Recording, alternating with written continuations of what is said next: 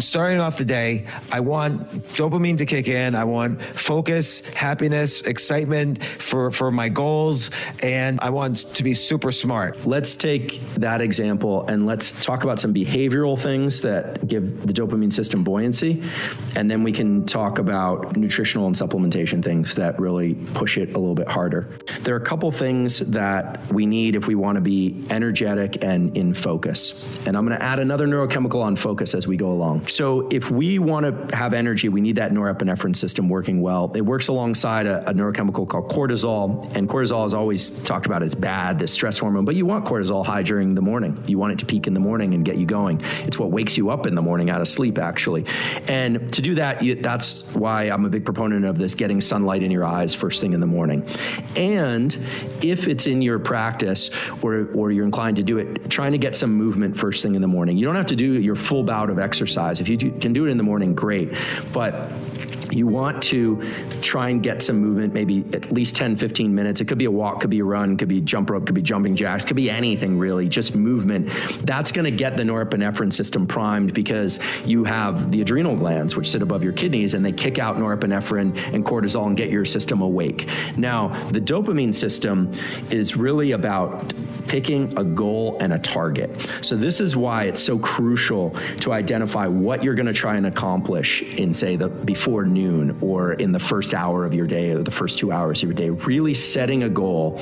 And even just setting that goal, you should just mentally reward yourself that you're on the right path for setting that goal. And to the extent that other things start to leap to mind, you should really try and push those aside and stay focused on that goal. The reason is if you can stay focused on that, you're going to get the dopamine reward as you move forward. It's going to might feel a little tough depending on how well you slept or how poorly you slept. But if you reach that goal, you're going to feel dopamine release. It's going to get you better at focusing on singular goals. Now, there's another way to get your dopamine in the morning that's going to take you off track. And I'm guilty of doing this. You can also get your dopamine from picking up your phone and starting to, flip through Instagram. You'll get your dopamine one way or another, but you're not really on a specific path unless your job is to go provide likes for someone that owns an Instagram account.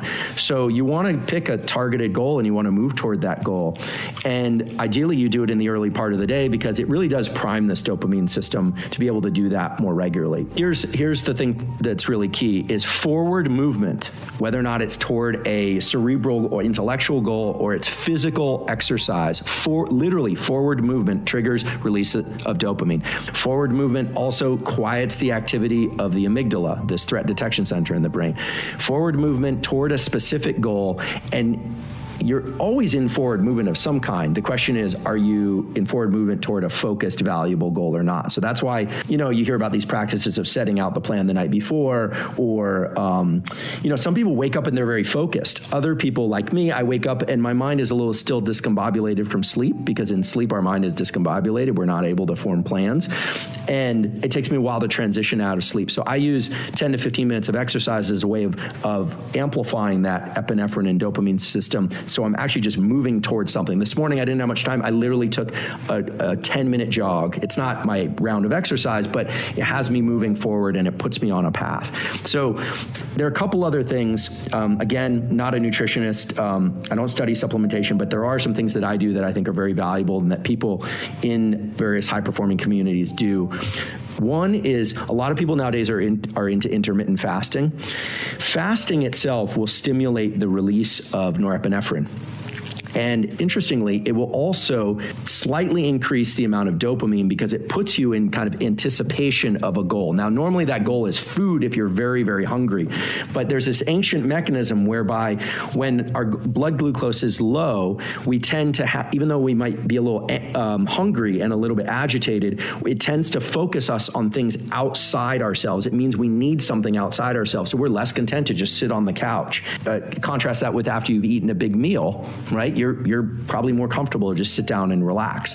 And that's not an accident. So if you're going to practice intermittent fasting, I don't really do that in a strict way.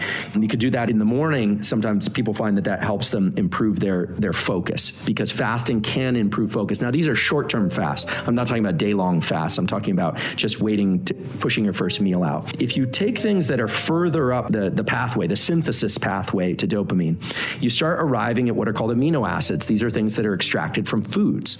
So you make dopamine from the amino acid L-tyrosine.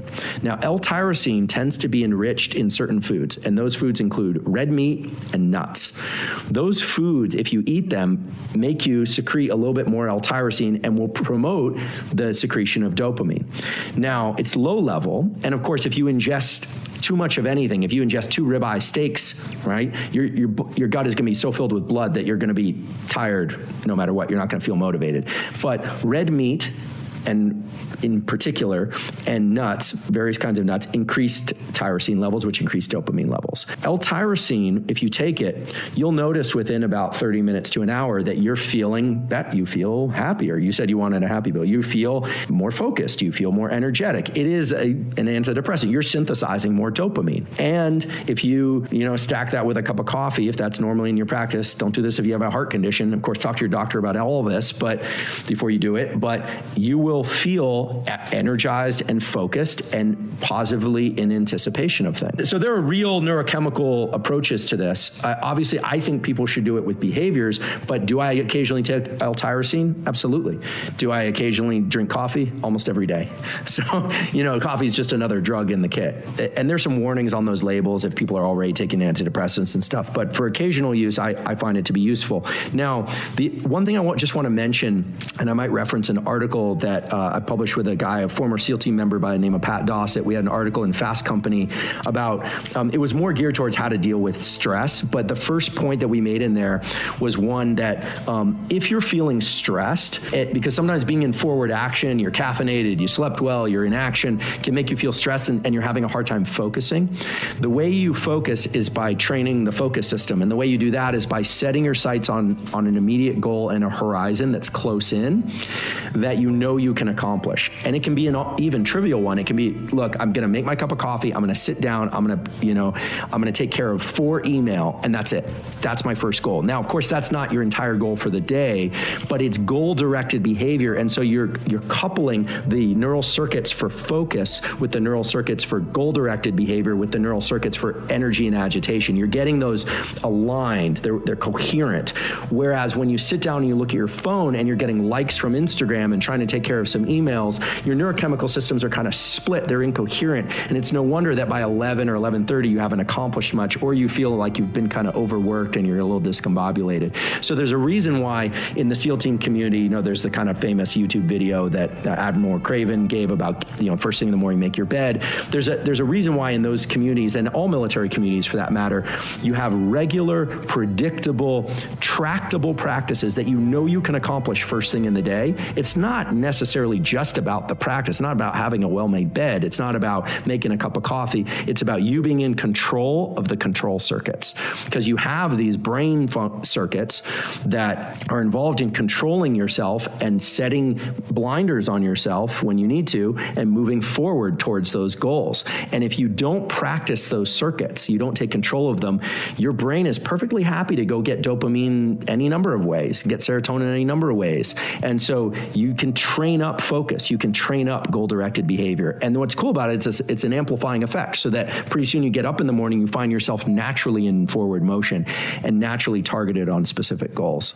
There's some good evidence that for work, we want to do 90-minute, what are called ultradian cycles to distinguish them from circadian cycles, that, working for 90 minutes, then the brain its attentional mechanisms tend to need a little bit of a rest, and then going back to things. There's the Pomodoro technique of, I think it's, bouts of 20 minutes with rest. There are a bunch of different ways to chunk your effort, but I would say, whatever allows you to focus well on a particular goal and move toward that. Pick that goal deliberately and move toward it. And it's very normal to have some, what I call mental pop-ups for, the pop-ups in your mind to come about, or you think you need to look at your phone or maybe even do it, but to set that aside. And if you can do this, you will greatly enhance your ability to do this over time. So that's the dopamine system, in a nutshell.